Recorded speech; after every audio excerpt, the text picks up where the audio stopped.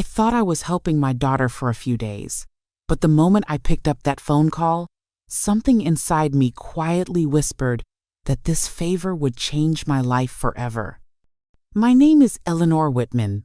I am 63 years old, and I have lived in San Jose for most of my life. After my husband passed away 7 years ago, my world slowly grew smaller. My days became predictable. Morning coffee by the window, a short walk around the neighborhood, evenings spent watching old shows I barely paid attention to. The only thing that still made my heart race a little was when my phone rang and my daughter's name appeared on the screen. My daughter's name is Claire. Claire has always been independent. Even as a child, she preferred figuring things out on her own rather than asking for help. As she grew older, that independence turned into distance, polite phone calls, short visits, conversations that felt carefully measured. I told myself that was normal. People get busy. Lives move on. Mothers should not cling. So when Claire called me early on a Tuesday morning, my first feeling was relief. "Mom, I need your help," she said, her voice tight, rushed. I wouldn't ask if it wasn't important. She explained that she and her husband had to leave town unexpectedly, something about work obligations that could not be delayed. They needed someone to stay at their house and help look after her mother-in-law, a woman named Ruth, who had been in a coma for months after a serious accident. "She can't be left alone," Claire said. "The nurse only comes twice a day. We just need someone in the house, just in case." Her words were calm, but something about the way she avoided details made my stomach tighten. I asked how long they would be gone. 3 days, maybe 4, she replied quickly. "Everything is already set up. You won't have to do much." I should have asked more questions. I should have wondered why professional care was not enough. I should have listened to that quiet voice in my head that said something did not add up. But instead, I heard what I wanted to hear. My daughter needed me. "I'll come," I said, before doubt could catch up with my voice. There was a pause on the line, then relief. "Thank you, Mom. I knew I could count on you." After we hung up, I stood alone in my kitchen, holding my phone, staring at nothing. The house felt unusually silent. I told myself I was imagining things, that this was just nerves, that helping family was the right thing to do. I packed a small overnight bag that afternoon. As I folded my clothes, I felt a strange mix of purpose and unease. I had no idea that by stepping into my daughter's house, I was also stepping into a carefully built lie. And once that door closed behind her, there would be no turning back. Claire's house sat at the end of a quiet street on the outskirts of San Jose, surrounded by identical homes with trimmed lawns and closed curtains. From the outside, everything looked ordinary, safe, the kind of place where nothing truly bad should ever happen. Claire opened the door before I could knock. She smiled and hugged me, but the embrace felt brief, almost distracted. Her eyes kept drifting toward the hallway behind her, as if she were already mentally leaving. "Thank you for coming so quickly, Mom," she said. "I know this is a lot to ask." Her husband, Mark, appeared a moment later, already dressed as if he were running late. He nodded politely, checked his watch, and gave me a tight smile that never quite reached his eyes. They led me down the hall toward the guest room, which had been transformed into something between a hospital ward and a bedroom. A narrow medical bed sat against the wall. Machines hummed softly, lights blinking in steady rhythms. Tubes and wires ran neatly along the floor and up into the equipment. And in the middle of it all lay Ruth. She was smaller than I expected, frail. Her gray hair had been brushed carefully, her face pale but peaceful. If not for the machines, she could have been mistaken for someone simply asleep after a long, exhausting day. She hasn't woken up since the accident, Claire said quietly. The doctors say she's in a persistent vegetative state. The words sounded practiced, like she had said them many times before. She adjusted the blanket over Ruth's chest with careful precision, her movements gentle but oddly detached. The nurse comes in the morning and again in the evening, Mark added. Medications are labeled. Emergency numbers are on the fridge. They spoke quickly, efficiently, as if reading from a checklist. I nodded along, trying to absorb everything, but my attention kept drifting back to Ruth's face. There was something about her expression that made me uneasy. Not fear, not pain. Something else. Something I could not name. Claire handed me a printed schedule. Just follow this. There's really nothing for you to do, except be here. Their luggage stood by the front door, already packed. The urgency in the air made my chest feel tight. You'll call, right? I asked, suddenly aware of how alone I would be once they left. Of course, Claire said, though she did not meet my eyes. We'll check in. Mark kissed Claire's cheek, then turned to me. We appreciate this more than you know. And just like that, they were gone. I stood in the entryway, listening as the front door closed, the sound echoing through the house. Their car pulled away, the engine fading into the distance until there was nothing left but silence. The house felt different without them, heavier. The hum of the medical machine seemed louder now, filling the space with an unsettling rhythm. I walked back to Ruth's room and sat beside the bed. Up close, I could see the faint rise and fall of her chest. Her breathing was steady, calm. She's peaceful, I whispered to myself. But as I reached out to adjust the blanket, a chill ran down my spine. For the first time since arriving, I felt a deep, unshakable sense that I was not just watching over someone. I was being placed exactly where someone else wanted me to be. I stayed beside Ruth's bed longer than I meant to. The steady beeping of the machines created a strange sense of time slipping away, as if the world outside that room had paused. I told myself this discomfort was normal. Anyone would feel uneasy sitting alone with a woman who had not opened her eyes in months. I stood to make myself a cup of tea, hoping the simple routine would calm my nerves. But before I reached the doorway, I heard it. A sound. Soft, broken, almost like a breath trying to form words. I froze. At first, I convinced myself it was one of the machines. Old houses made noises, tubes shifted, metal clicked. I took one more step toward the hall, and then I heard it again. Please, don't leave. The voice was weak, but unmistakably human. My heart slammed against my chest as I turned slowly back toward the bed. Ruth's eyes were open. Not fluttering, not unfocused. Open and locked onto mine. I stumbled backward, grabbing the edge of the bed to keep myself from falling. My mouth opened, but no sound came out. You're awake, I whispered. Her lips trembled as she nodded. The movement so small, it might have gone unnoticed by anyone not staring directly at her. Thank God, she murmured. You're finally alone. My legs gave out, and I sank into the chair beside her bed. Claire said, the doctors said, you were in a coma. Ruth's eyes filled with tears. She swallowed hard before speaking again. That's what they want everyone to believe. The room seemed to tilt.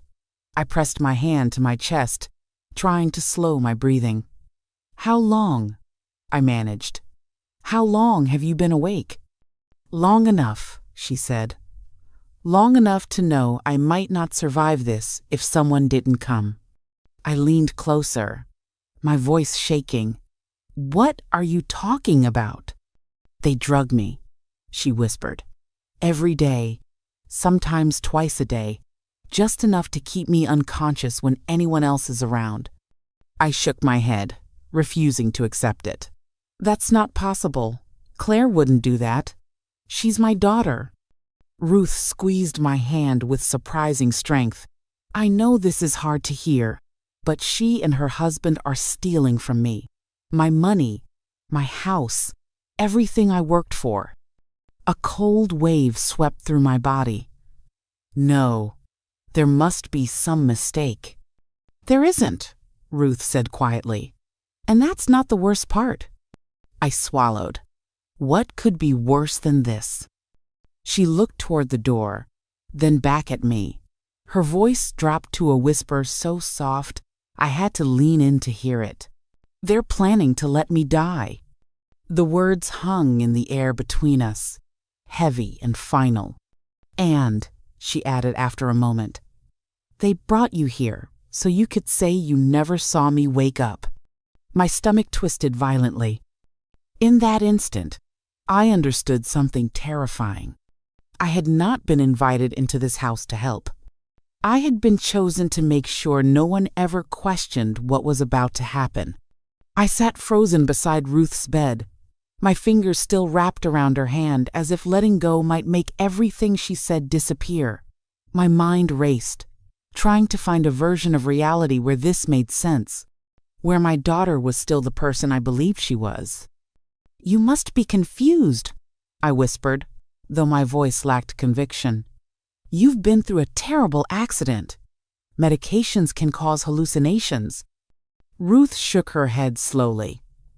I thought the same thing at first. I wanted to believe I was imagining it. But confusion doesn't explain forged signatures. It doesn't explain empty accounts. My chest tightened. What do you mean, empty accounts? She closed her eyes for a moment, as if gathering strength. They've been moving money for months, small amounts at first, so no one would notice. Retirement funds, investment accounts, even my savings from the house I own in Oregon. I felt dizzy. Claire said, she was handling your finances to help you recover. That's what she told everyone, Ruth said bitterly. What she didn't say is that I never agreed to give her power over anything. She shifted slightly, wincing as pain shot through her body. I adjusted her pillows without thinking, my hands trembling. They told doctors I was confused, she continued, agitated, violent at times. They said it was safer to keep me heavily sedated. They said it was kinder. I remembered Claire's calm voice, the way she spoke about Ruth's condition like she was reciting a script. The memory made my skin crawl. And the medications? I asked. The nurse? She seemed legitimate.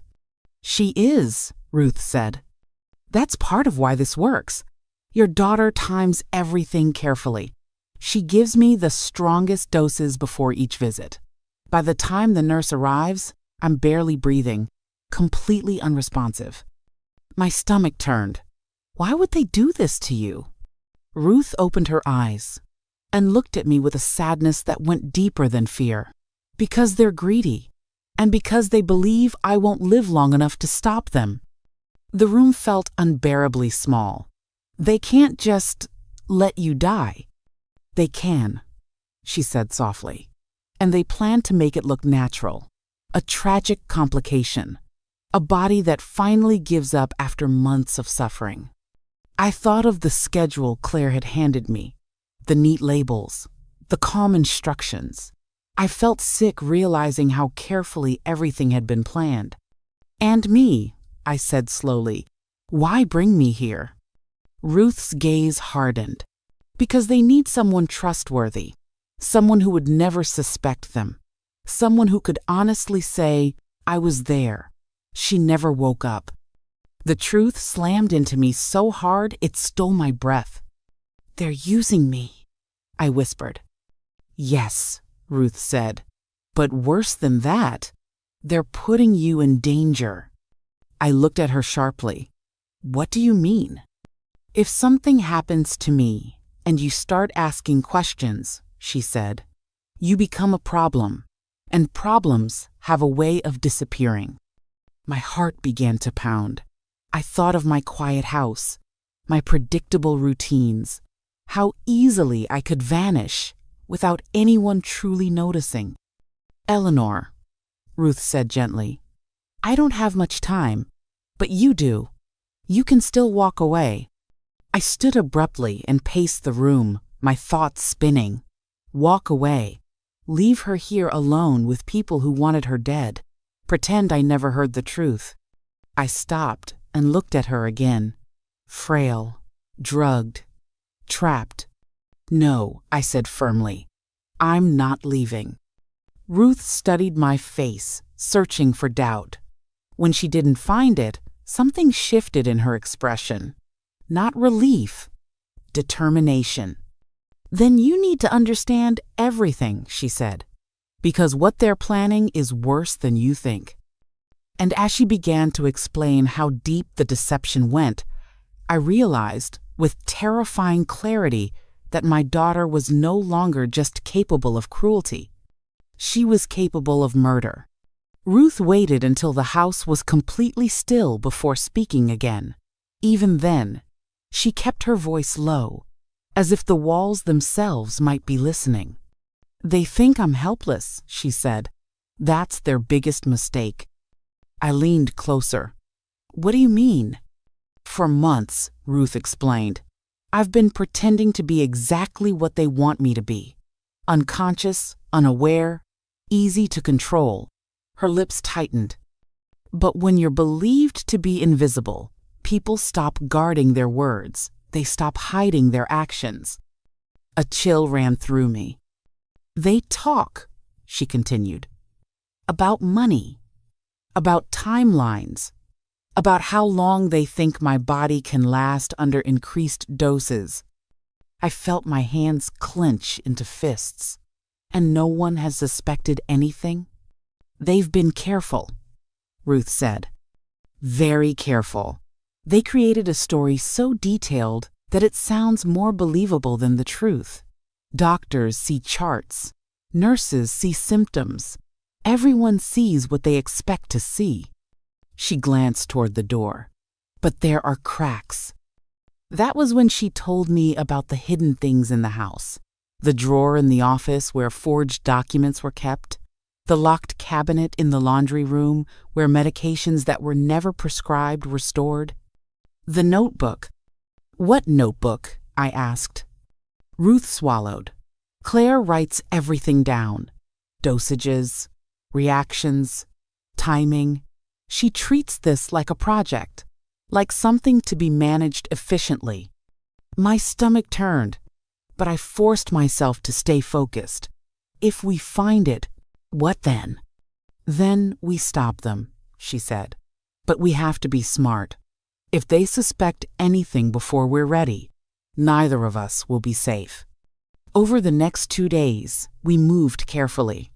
When the nurse came, Ruth became still again, her body slack, her breathing shallow. I played my role, asking gentle questions, expressing concern, never pushing too hard. Once the house was quiet again, we searched. In the office, behind neatly stacked tax folders, I found documents bearing Ruth's signature, or what was supposed to be her signature. The handwriting was close, but not quite right. Practiced. Repeated. In the laundry room, hidden behind cleaning supplies, I found bottles with unfamiliar labels. Some had no labels at all. And then there was the notebook. My hands trembled as I opened it.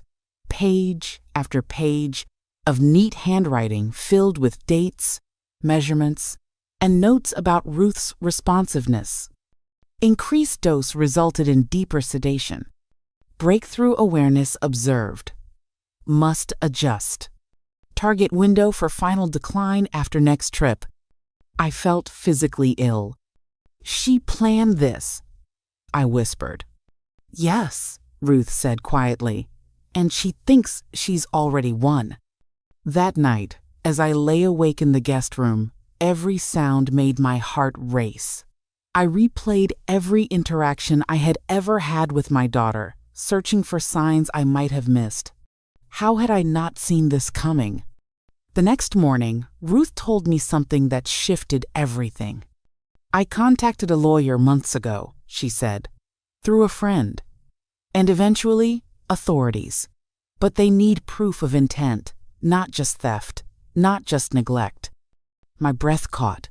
"They need evidence that they plan to kill you." She nodded. "And that's where you come in." I stared at her, fear and resolve colliding in my chest.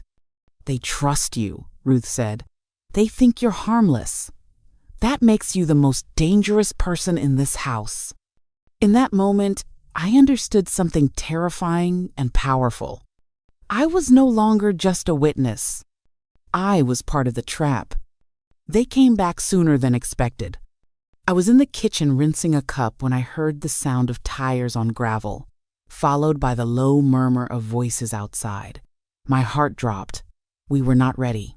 Not fully, but there was no time to panic. I walked to Ruth's room just as the front door opened.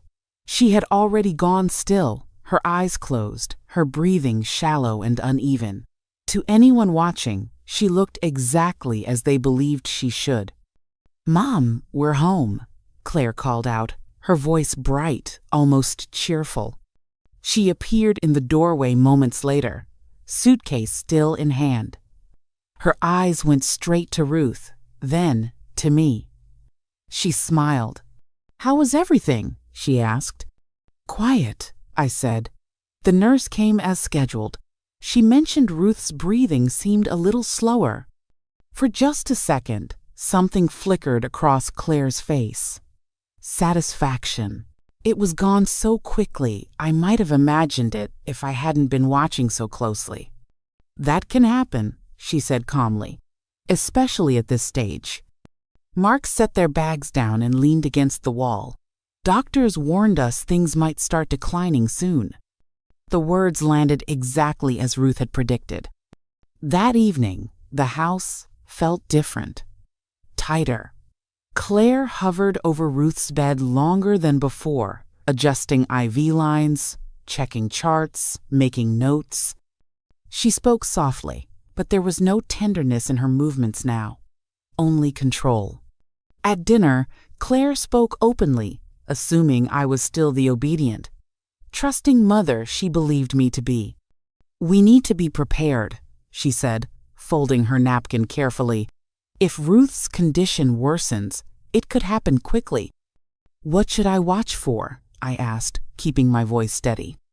"Changes in breathing, skin color, long pauses between breaths," she replied without hesitation. "If that happens, we'll do everything we can. But sometimes the body just gives up." Mark nodded.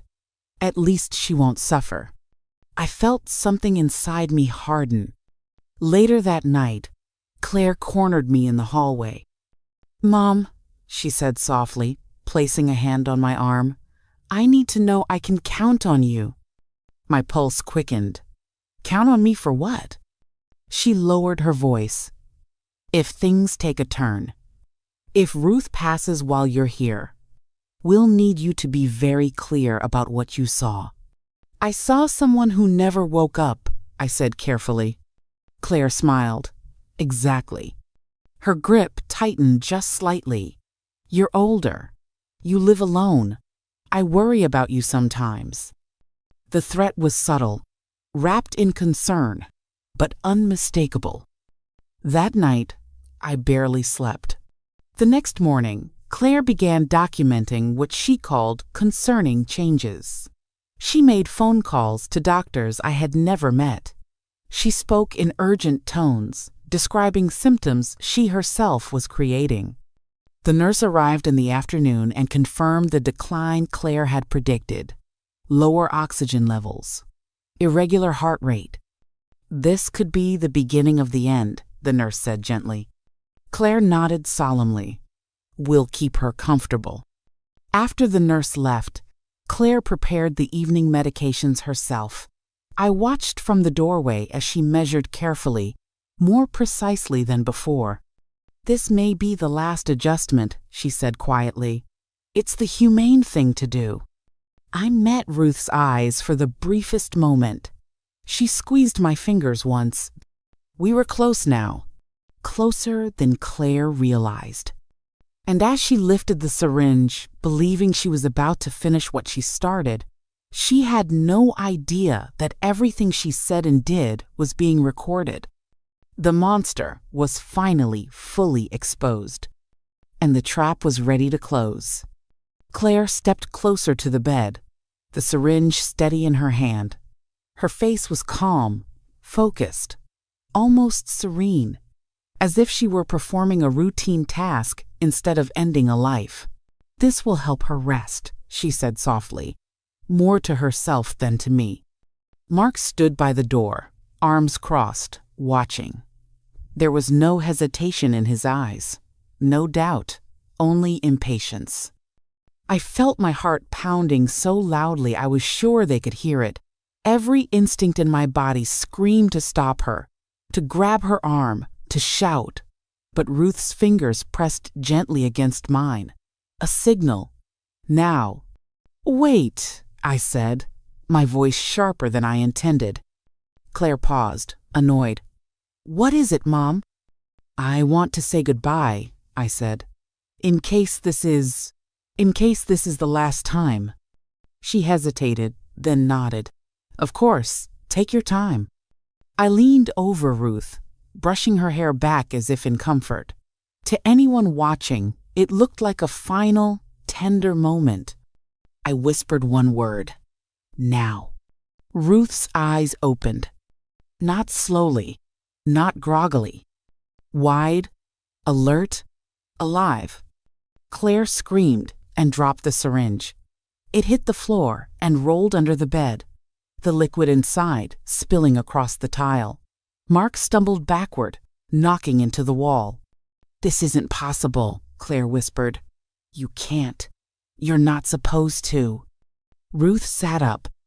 The machines continued their steady hum, as if nothing extraordinary were happening. But everything had changed. "Hello, Claire," Ruth said calmly. "Were you about to give me my final dose?" Claire's face drained of color. "She's confused," she stammered. "This is one of her episodes." "Is it?"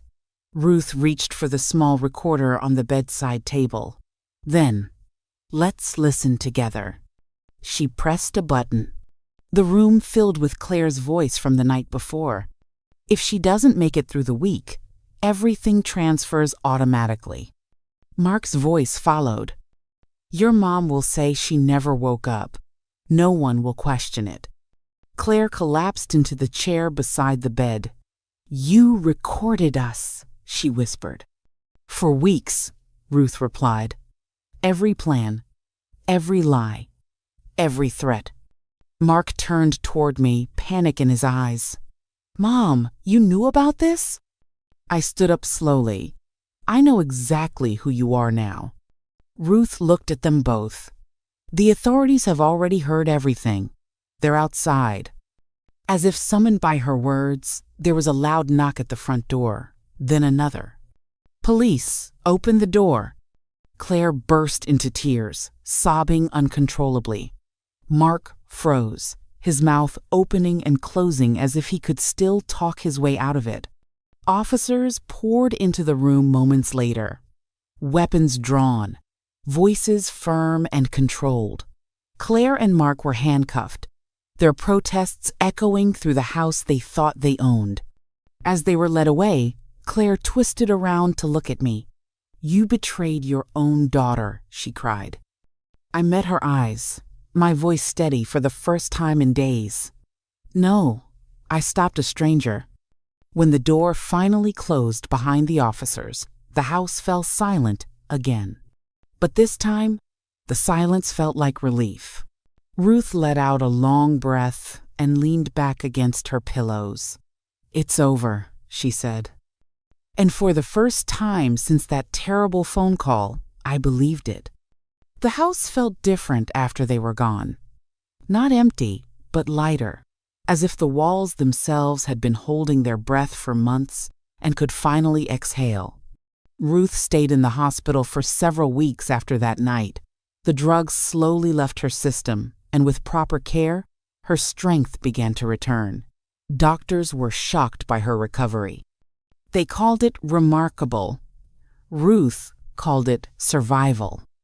Claire and Mark were charged with elder abuse, financial fraud, and conspiracy to commit murder. The evidence was overwhelming.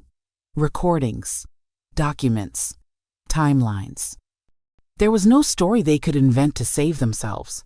During the trial, Claire never once looked at me. When she did speak, she insisted she had only done what was necessary, that she deserved what she took. I did not recognize her voice. When the sentence was handed down, I felt no victory, only closure, the kind that comes when the truth is finally spoken out loud. In the months that followed, Ruth and I grew close in a way neither of us had expected. We spoke often about guilt, about blindness, about the quiet ways evil hides behind familiar faces. She sold her house and moved closer to people she trusted. I downsized my life too. I learned that starting over did not mean failing. It meant choosing myself. Sometimes I still think about the woman I raised, about where I went wrong, but I no longer let that question define me. Some choices belong only to the people who make them. What I know now is this: love should never demand your silence. Family should never require your fear. And truth, even when it costs you everything, is the only thing that truly sets you free. At 63, I discovered that courage does not fade with age. It waits, quietly, until the moment you need it most. And if my story reaches even one person who feels trapped by loyalty, fear, or blood ties, then telling it was worth it. 5 life lessons from this story. 1. Trust your instincts even when it hurts. 2. Blood does not excuse betrayal. 3. Silence protects the wrong people. 4. Courage can come later, but it must come. 5. It is never too late to choose the truth. What lesson did you take from this story? And which city are you watching from? Like, share, and comment. Your voice matters more than you think.